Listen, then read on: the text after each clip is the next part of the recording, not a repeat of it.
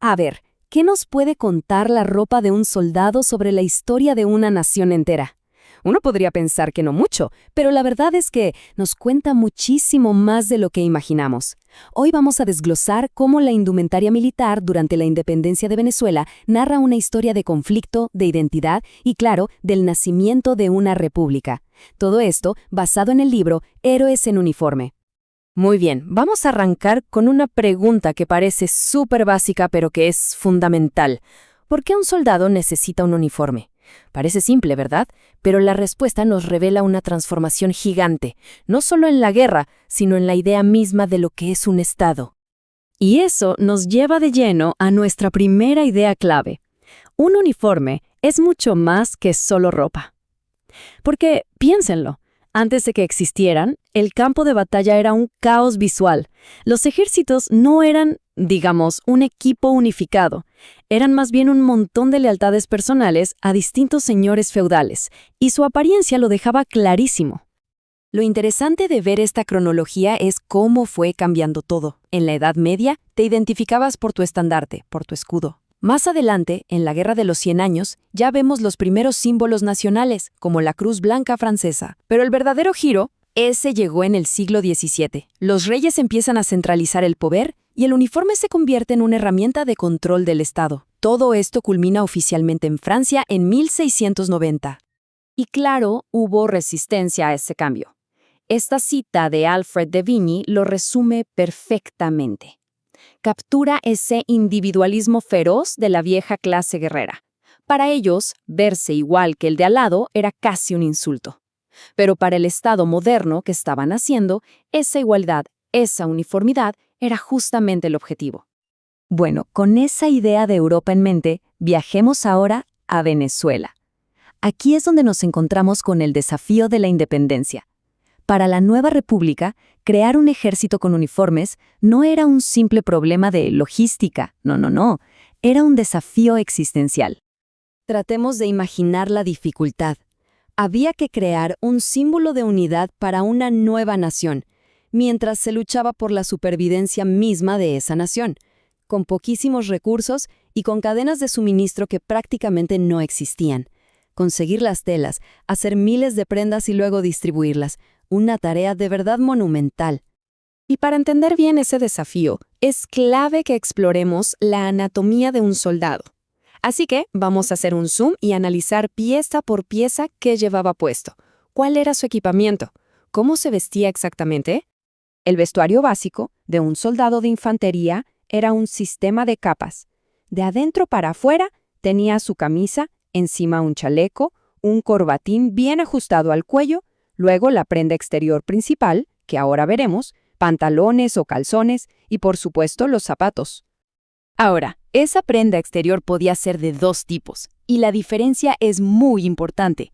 Estaba la casaca, que era un abrigo más formal, con esos faldones, esas colas en la parte de atrás. Y por otro lado, la chaqueta, más corta, más simple, sin faldones, una opción mucho más práctica para el día a día. Y aquí se ve la diferencia clarísima. A la izquierda el dibujo de la casaca, fíjense en los faldones traseros, y a la derecha la chaqueta, con su corte recto y sencillo. Esta distinción visual, en esa época, decía mucho.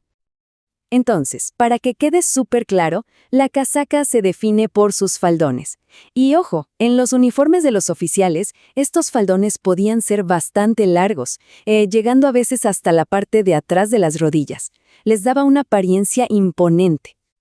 Y miren esto, una pieza de historia real. Esta es la casaca que usó el general Juan Uslar. Vean la riqueza de esa tela azul, el bordado dorado tan detallado en el cuello y en los puños. Esto es lo que hace que pasemos del dibujo a la realidad, a algo que se puede tocar. Pero bueno, un soldado era mucho más que su ropa. Su equipo era su kit de supervivencia. La mochila, por ejemplo, era esencial para llevar sus cosas personales y la comida. Y como se ve en la imagen, casi siempre llevaban el capote o una frazada enrollada en la parte de arriba. ¿Y qué llevaban adentro? Bueno, en un escenario ideal, claro. Si tomamos como ejemplo los estándares de la época, como los de un granadero prusiano, el equipo era completísimo, repuestos para casi todo, desde zapatos y suelas hasta camisas y guantes. La preparación era fundamental. Y para terminar, el equipo de combate. El correaje de cuero sostenía la cartuchera. Y dentro de esa cajita, el soldado llevaba los cartuchos de papel, que tenían la bala de plomo y la pólvora para su mosquete. Era literalmente su salvavidas en plena batalla.